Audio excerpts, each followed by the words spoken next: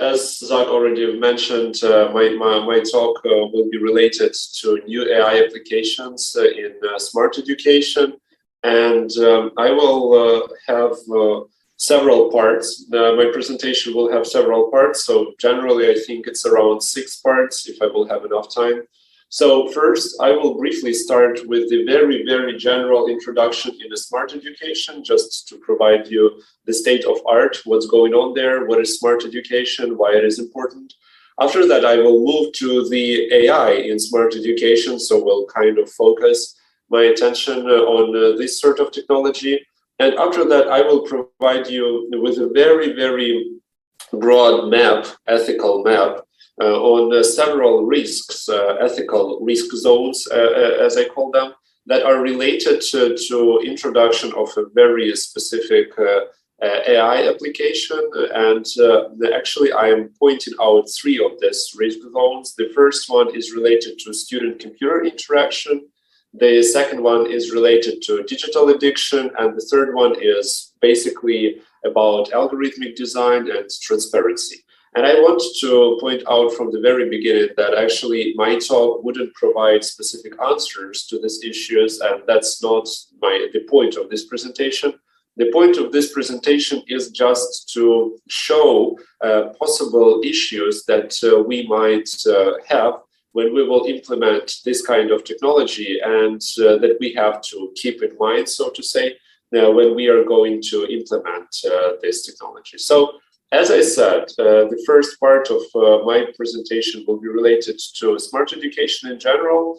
And here I will talk about new learning models, provide you with some insights from the learning sciences, that's kind of sciences that right now are in fashion, and slowly move to artificial intelligence and its role in learning.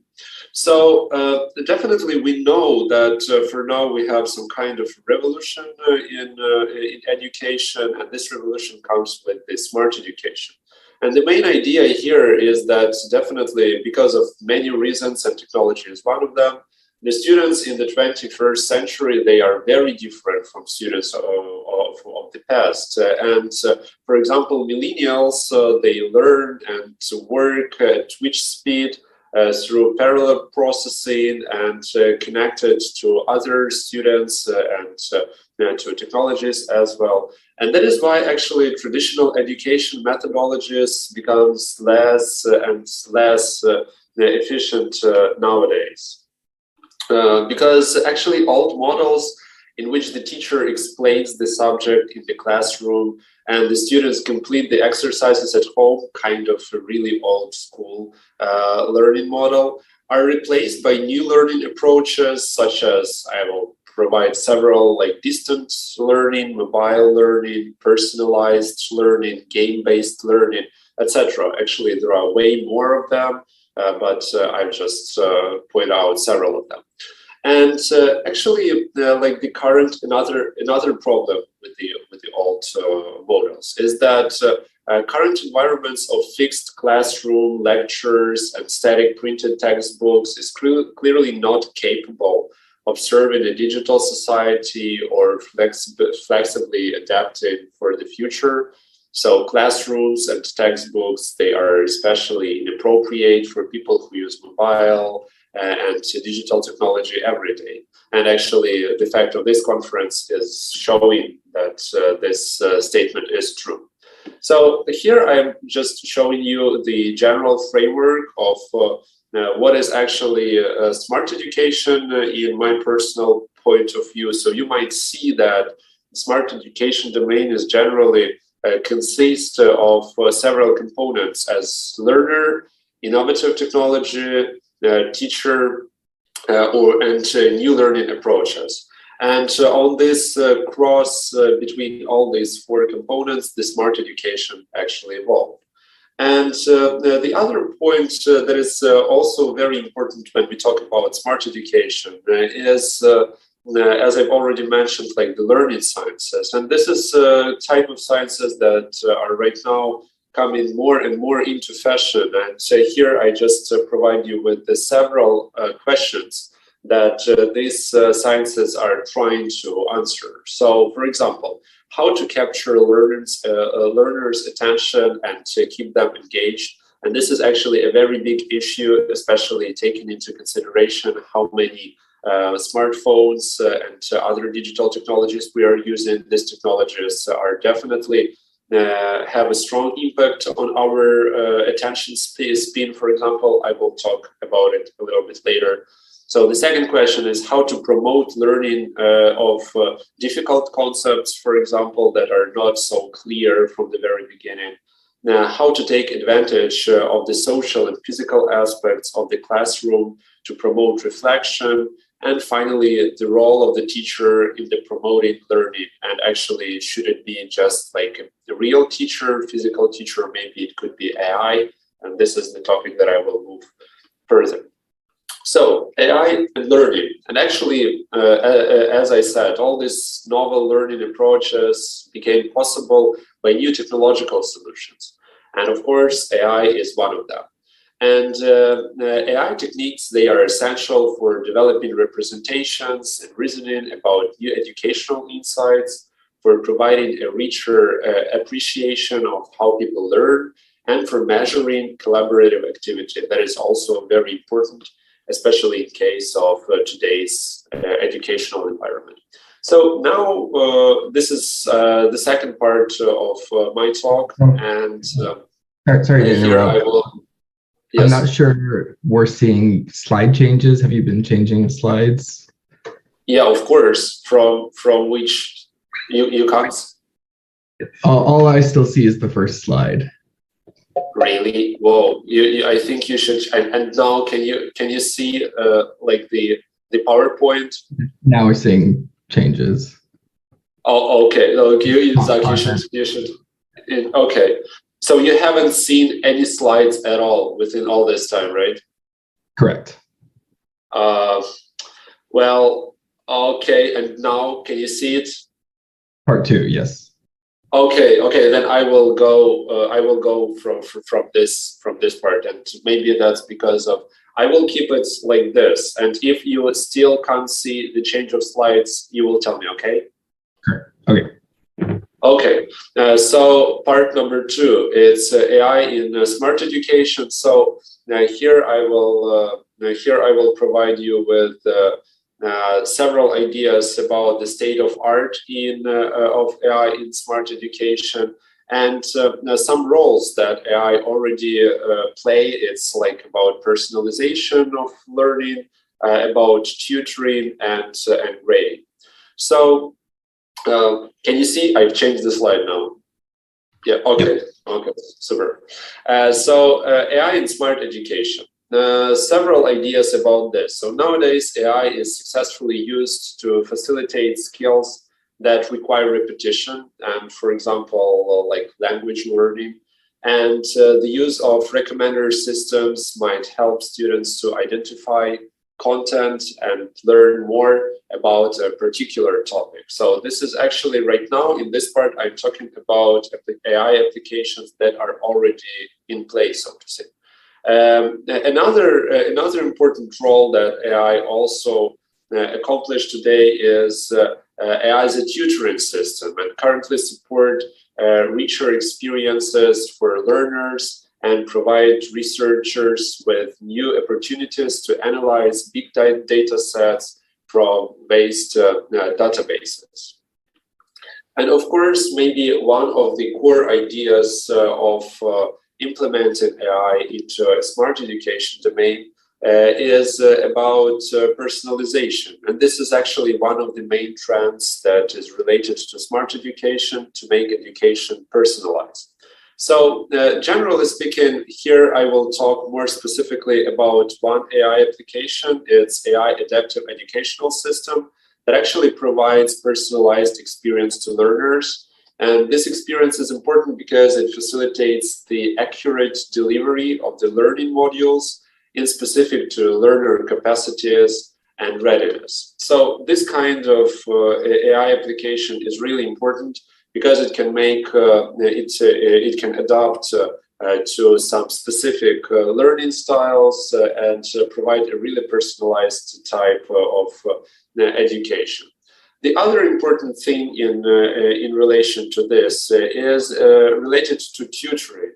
So, for example, as with human tutors, intelligent tutoring systems can define the student's learning style and pre-existing knowledge to deliver customized support and instruction. And in general, many intelligent systems today are able to reason about student cognition, metacognition, like thinking about learning, emotions, and motivations. Also, what AI can do, it's related to grading, and the machines are now so far advanced that they can do much more than simply grade an exam with an answer key. They can compile data about how students perform and even grade more abstract assessment, such as essays. And I can say from some additional data that for now I know about several AI applications that can provide you with an information about the answers on the exam if the student gave the right answer because he knew this answer or because he was just lucky to get B, A, or C. So actually this kind of insights, they are also very important because it can provide us with even deeper understanding on the knowledge that students really have. One more thing is about the feedback on the course quality. And here the AI also can be really useful because AI can identify instruction gaps in the course content based on student performance on assessment. And this is also important thing because we can understand that the whole course could be proved strongly if we will use AI in a right way. So I will skip several slides here and we'll move directly to some ethical risk zones that I've announced from the very beginning of my presentation. So the first ethical risk zone about implementing artificial intelligence in smart education is related to student-computer interaction. And here, two things in focus. It's social skills and how AI impacts social skills of learners, and the problem of spending more time with an artificial intelligence. So I will start with the social skills and AI.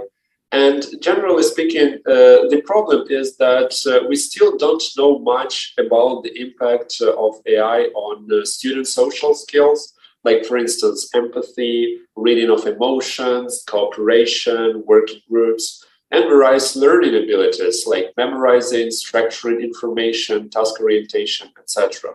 And the other issue that also important to highlight here is that because this technology is relatively new, we still don't know much about its impact on many capabilities of students and not only students but teachers and people who interact with this technology on the daily basis. And that's actually one of the ideas of my presentation, that before implementing, we at least have to understand several risk zones where we might have some potential issues with this technology. The other problem that I also mentioned, it's about spending more time with artificial intelligence or with the computer.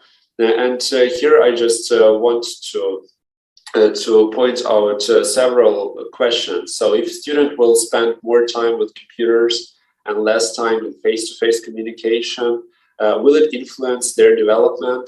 And if so, in which way? Because we definitely see that several tendencies that students are, and not only students, but the whole world is spending more and more time with technology. But one thing when we are talking about like general spending time with the technology, and the other thing when we are talking about learning, and on this developmental stage, it might have a very bad impact in some way.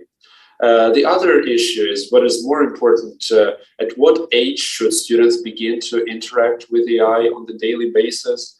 Is AI beneficial to student development, or is it a harmful digital supervisor? So this is actually a kind of question from educational psychology.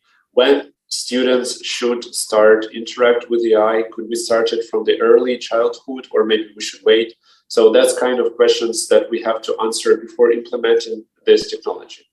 And a couple of things about children developmental stage. So since children's brain are extremely flexible during this period, AI learning opportunities constitute a critical developmental point for students, because at this time new connections between neurons are formed and existing connections are straightened. So we have to really understand what kind of impact will this technology have on student at this stage, because this stage is really, really important within the educational domain. Also, spending too much time with the computer from the early age can negatively affect academic success, and this is kind of evidences that we already have during in contemporary scientific literature due to the low concentration, lack of attention, and disorganization, undeveloped language skills, etc. So the next ethical risk zone that is really very much connected to the previous one is about digital addiction. So as I said in the previous part, it seems that students will spend more and more time with the technology, and spending more time with the technology will definitely cause to some sort of digital addiction. And generally speaking, right now, I think everyone knows that it looks like contemporary digital technologies are highly addictive. Moreover, these technologies are being designed to be addictive in some way. And I'm sure that everyone saw this movie that is called Social Dilemma, that is explains like the mechanism of how this technology has become addictive. And here are some questions that I also would like to raise is that, can we say that the educational process dependent on AI may have addictive consequences? And maybe we even can suggest that students will depend on technology much more than it was before. So even now we see that this dependence is quite strong, but if this dependence will become even more stronger, then I think that it might be a really, really big issue. Other questions from this domain might be the following. What kind of addictivity it might be? Because we know that there are different kinds of addictivity, so we have to literally understand what's going on here. And how strong will students' social lives be damaged through digital addiction? And finally, what should we do if the usage and hence an addiction from AI in education is unavoidable? And I think that this last question is really an important one, because we definitely understand that some kind of addictivity might be, so we have to create some sort of a balance between this between the addiction and as a possible hazard and the benefits that AI may provide us with. I will skip several slides and we'll move on directly to the last ethical risk zone, number 3, and it is related to design practices and algorithmic transparency. So, as I've mentioned, there are several AI applications that are related to machine learning, and we've talked already about machine learning. Here it is also might be an issue. So one of these applications that I'm working in particular is AI adaptive educational system, and it is designed to provide students with personalized suggestions. And as far as we understand, every personalized suggestion is based on selectivity. Some information is prioritized while other fall out of the educational scope. And in this way, we understand that this is also the question about knowledge gathering and knowledge delivery. So we have to understand how this technology will select the information for future suggestions for the students. And here I would like to highlight that as AI selectivity is primarily based on machine learning algorithms, and there are different, the process of information selection will depend on how machine learns. So how machine learns to learn the students in a better way. And here I am concluding with the several issues. The first is that actually there is still no standard approach created so far to find out which is the most suitable learning theory and the most suitable artificial intelligence method to apply for a particular learning. And this is an obvious issue because, as I mentioned, we don't know much about this technology yet because it hasn't been widely implemented. So that's the issue. The other question is the real thing that our education needs now is a tool that is easily configurable, easily accessible, and can be used in different learning environments, either traditional or e-learning. And this is maybe a core idea because for now we see that our learning environment is changing. We are spending more and more time in e-learning environment, but still we need some kind of a traditional environment as well. So it will be really great to create a tool or an AI system that will operate in both environments, and I think that it might provide a very big benefit for our educational domain or smart educational domain in general. Thank you for your attention. Here is the contact information if you would like to text to me or maybe ask, and I will finish the sharing. Okay.